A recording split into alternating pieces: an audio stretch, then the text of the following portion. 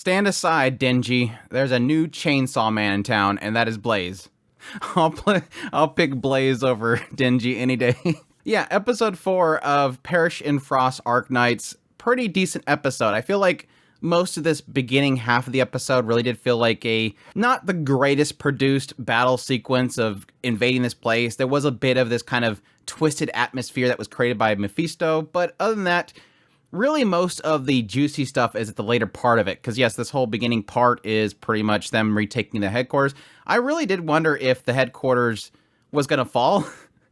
There was a side of me that at the very end, after all these explosions go off, I had this feeling like, was it supposed to fall? Is in the game, does the building fall, the headquarters fall, and they just didn't want to animate it because of a certain incident?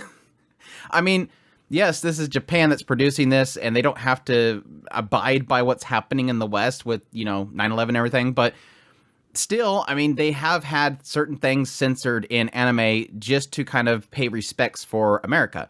That's what happened with Ajin. There was a whole incident in that whole series in the manga where this plane is driven into a building. And in the anime, they changed it up. So, I don't know. I don't think so. Maybe they did save the headquarters. I think there was a bit of a significance to the idea of them actually saving the headquarters. But it's not as if this series isn't known for doing tragic things. I mean, that's kind of what they were doing with this episode. But yes, Mephisto using his ability to control the reunion and removing their pain. Now, my initial thought with Mephisto's ability was that it was going to be something where he controls corpses. He said something to the effect of, causing them despair. They come on up here, I'll cause them despair. And so my thought process there was, as they were coming in and none of the reunion were attacking, my assumption was that Mephisto was controlling the bodies of the fallen people of Lungmen. And that they were going to come to find out that he just keeps resurrecting these zombies to attack, and then eventually one of their masks will fall off and he goes, crap, that's one of my men. He's causing me to fight my own men. But no, it just seems like he's able to control those which have, I'm assuming, some sort of infection. Those that are infected by Erignium and whatnot, that have the disease. Because seemingly he's causing these crystals and stuff to form out of them. So the more he controls them, the more he pours into them, the more it spreads. And he's able to control it. Now, the thing that makes me kind of wonder if it is specifically those infected, not necessarily the reunion, which reunion are typically mostly all infected, is that Shin gets an attack and it scrapes her face. And then it starts glowing. And so right there, I'm assuming what he's sort of pointing out is that, oh, she's infected because she's got that glow coming from this cut. That's why he quickly shifts from wanting to take out Shin to wanting to recruit her. Now, that's kind of odd because, again, I mentioned in the last episode that I figured that at some point, Shin's going to run into Talala, and Talala is going to try to recruit her into the reunion. No, it seemed like Mephisto was the first to pop the question. You don't like them, do you? You're unsatisfied with them. Why not join us? I think he's saying that because he knows based on that glowing that Shin is infected. So I'm curious at some point they're going to get into that. The fact that, yes, she's supposed to be kicking out all the infected, and now here she's infected. Which would technically make sense because she got pretty far into an area that was very overtaken by Erignium. And so there's assumption there that probably she got infected, or she's always been infected. Maybe she's always been like Talala. Maybe she's just did not want to join the reunion. Shin gets to the point where she's got her back against the wall, and she chooses to draw her other blade. And that other blade seems to cause some sort of problem to her. Didn't really get into specifics exactly what the blade was, but as she's drawing it, it's glowing red, and it's causing her pain. I'll be curious to find out eventually what that sword is, what's the power within it, and why does it harm her so much? And again, does it get back into the arts, or possibly the Erignium itself? Maybe it's made of Erignium. I'll be curious to eventually get into that, but yeah, eventually Amiya shows up. Really great scene, because this is really kind of showing, one, that Swire got her job done. She calls up Chin. Are you dead? Just let me know if you're dead. It's like, please be dead so I can take over. It's usual Swire stuff. I just, again, every scene Swire is in, I absolutely love it. But yeah, she finished her side of the thing, sent Amiya back to help out Shin. So Amiya shows up, which I think is really fantastic because, again, it goes back to that whole idea that Shin technically left Amiya, went back to Lungmen, is regaining Lungmen, going out there to the front lines, putting herself constantly in danger. That's what Swire didn't want her to do. And it kind of lays into that idea that Swire knew, despite the fact that she told her not to go at the front lines again, told her not to risk herself anymore, she still did it. And that's why she sent Amiya, because she knew that Shin was going to be out there. But no, Amiya showing up, again, kind of showing that despite the fact that she left her, here's Amiya back here. I'm holding up my end of the bargain. I'm still going to follow through with what I promised you. I'm going to aid you. Got this done. Now I'm here to help you. How can I help you? Super cool. But plus the fact that she brings Blaze with her. I don't think we've ever seen Blaze before. If Blaze has been in the show so far, I must have missed it completely. But yes, Chainsaw Girl. Which, playing Arknights, yes, I ran into 2 characters that had chainsaws. They're typically like AoE melee, but Blaze was not in that list of characters that I ran into. And it sucks because she seems cool. When I first seen her, I thought she was gonna be Texas, but she had a little bit too much spunk and her ears were a bit longer. So I'm like, no, it can't be Texas. I don't think that voice is Texas's. So it was really cool to see this new character. Really cool. Again, Chainsaw Man running out there, just sawing up everything. Again, her animations were great, but it's still kind of one of those areas of the series where I think it looks beautifully directed, but when it comes to the actual action, nothing's actually being shown. It's kind of frustrating. We're just kind of getting buzzing noises, and then, oh yeah, I guess apparently she chopped up the ground, and I don't know why, but she chopped up the ground. Chin pulls a sword again, takes out all the guys, leaves Mephisto alive, and then Faust decides to try to get Mephisto out, takes a hit from Mephisto, seeing a completely different side of Mephisto than we've ever seen before. Like this timid little boy. It's like, oh no, Faust, poor Faust. Why Faust? Well, Faust, come back. Faust is like, just get out of here. We gotta get out of here. Yeah, it just seems like a very interesting dynamic between the two of them. But yeah, issues with the animation not really showing much aside. It was a really cool little action scene. Like I said, I love seeing Blaze. She seems pretty cool. Hope we get more of her. But yes, most everything in this episode is after this. As the dust finally settles, and we get a few scenes. The first scene is where we have Shin is pretty much taking a breather.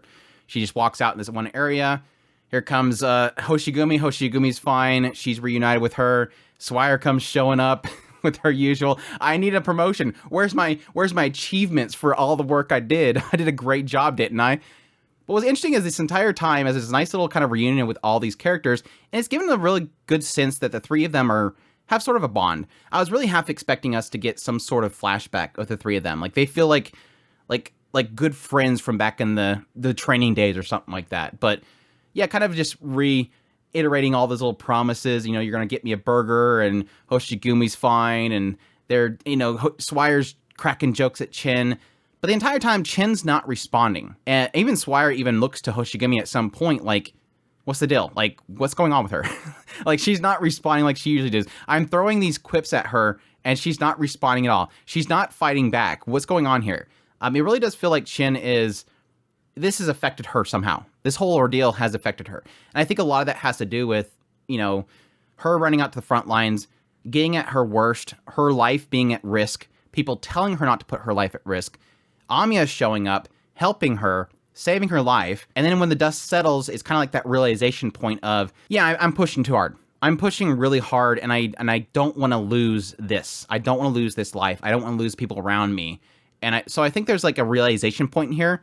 It's not vocalized, not verbalized, not internalized to us, but it does seem like that's what we're seemingly trying to portray here. So it's a significant change for Chin, for sure. The other scene we get is that, yes, Amiya gets a call from Wei. And that's not a very good conversation. Even the doctor pipes in like, we're not trusting you anymore, dude.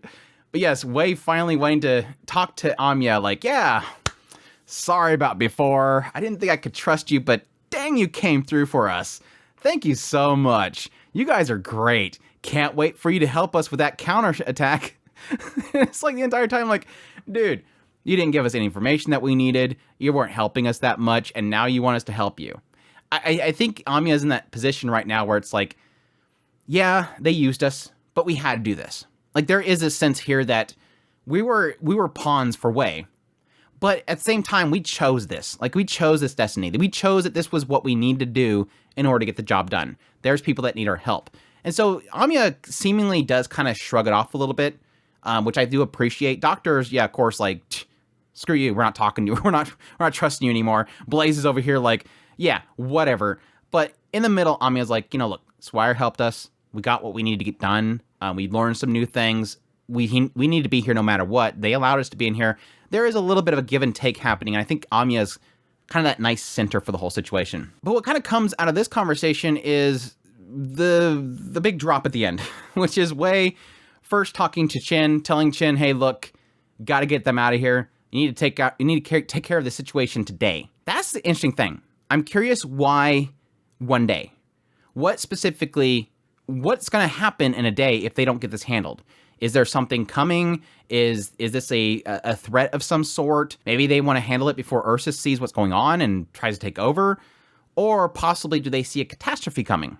That's the other thing I can think of. So either Ursus, he doesn't want Ursus to take note of it, because it seems like he's implying that Ursus would take over. Like there is a sense that they want dominance. And so they could see that.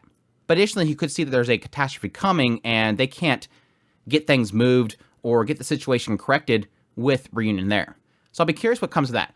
But yes, like a lot of that conversation is about Ursus, and specifically him talking to, I think it's his wife, or it could be his daughter, but I'm assuming it's his wife because she's talking about the past and everything like that.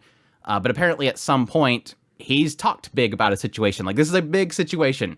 And apparently he's talked big about a situation before, and that was seemingly this point in which there was a fight. And it seems to imply that Chief Wei, had some sort of fight with Kashe. And Kashe seems to be Talala's father, which I'm assuming, based on it cutting scenes, because it was like this one moment where I'm like speculating, and then it shifts scenes to, yes, Shin's father's house, that Kashe is Shin's father. And that, again, kind of connects the idea that Shin and Talala are sisters. Again, I'm assuming it's adopted sisters. But apparently, at some point, Chief Wei was at odds with Kashe.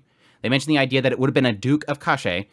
They were at odds with each other, and Chief Wei won. But he says he's dead, though, so it doesn't matter. And who killed him was Talala herself. Now, that's the weird thing there. It could be either the idea that Talala killed Kashe, and thus Wei was able to become the chief, or specifically, they fought each other, Kashe lost, and then later on, Talala killed him. Now, the question mark is, why did Talala kill him? That's the massive question mark. Seems based on Chin, he wasn't a cool dude, so I'm assuming that, yes, probably Talala didn't like him either, but it could be also one of those things of, like, him trying to push. Again, my theory is that he adopted Chin and Talala. At some point, he was wanting a powerful daughter, and Shin probably failed to meet those expectations. He probably focused on Talala.